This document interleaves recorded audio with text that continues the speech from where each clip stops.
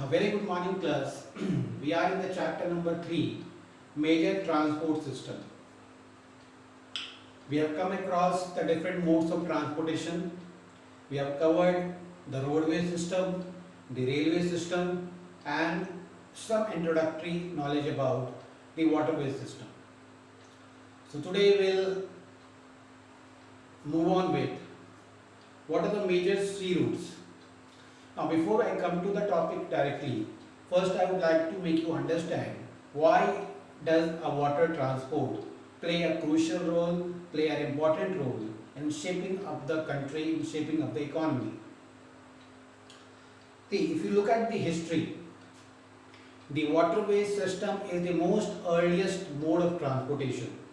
This system was used by the Britishers, this system was used by the early man when they wanted to involve themselves in the trade practices, when they wanted to involve themselves in the business, in the business, one of the best method of transportation which was available for them during those times was water transport.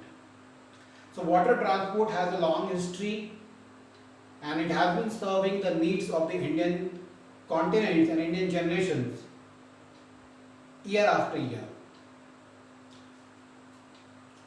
So major sea routes, we are going to see what are the major sea routes and the seaports that is not only in India but even abroad.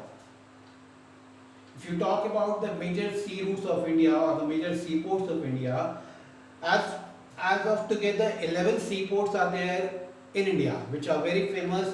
Some of them which are renowned one, those are found in Mumbai, Chennai, Kochi, Morungay, then we have Visakhapatnam. All these places are famous for the seaports. If you talk about the seaports of the world, the major names that comes to Huangho in China, Renedonme in Europe, Nile and Congo in Africa, a major in South Africa are used as waterways. So these are the waterways which are used in the world. We'll talk about the major sea routes and the areas that they cover or from where to where do they cover. The first is the North Atlantic Sea Route. The North Atlantic Sea Route, it starts from Western Europe to Northern America.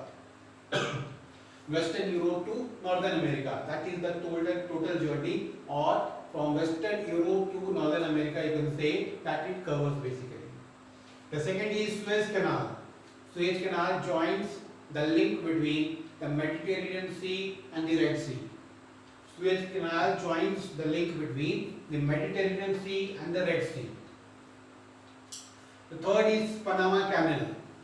Panama Canal that joins between Pacific to Atlantic, Pacific Ocean to Atlantic Oceans.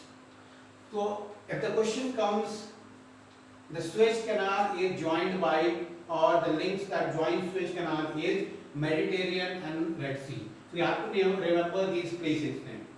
Okay, these are the sea routes that these canals cover, these areas cover. Okay, you have to remember these names. This is important for the examination point of view.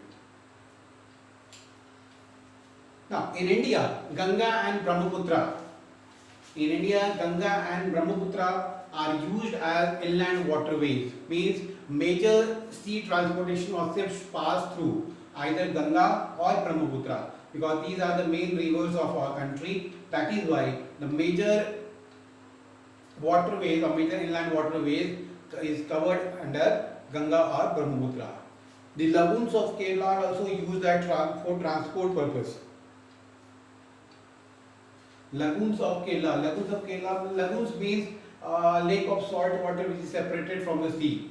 A lake of salt water is separated from the sea. It is basically covered in Kerala. Now, water transport plays a prominent role, plays an important role in India or anywhere because of trade and commerce practices. Means whatever a person does, if a person wants to travel to different places, he can use sea routes. If a person wants to send the goods and services, he can use the sea routes. So it plays a crucial role in the development of trade and commerce practices. Okay, so this is about the water transport system. I told you this is very early mode of transportation, and this has been used by generations and are still used by many of the millions of the people throughout the world. And it builds a strong relationship between two nations, because the trade and commerce gets boosted up, and there is exchange of goods and services, there is exchange of people. So with this we come to end of the inland waterway system. In the next class we will talk about the airway system.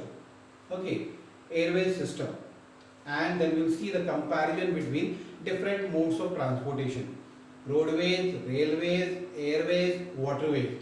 What are the comparisons? How does which is most economical, which is good for the transfer of goods and services, which can be used for different purposes, which can carry most number of passengers or major goods. All these details we'll see in the next class, and then we'll have a comparative study. That comparative study will give you in-depth knowledge about how different modes of transportation contribute in the development of the society, in the development of the country. Okay, so for today your homework would be to learn the major sea routes. Learn the major sea route where to whichever places it passes on. Okay, that you must keep in mind. And the major river that helps out in the water inland, that acts as a water inland ways in India, is Ganga and Brahmaputra. So two major names we have to remember, we have to keep in mind. Thank you class. See you all in the next class. Thank you.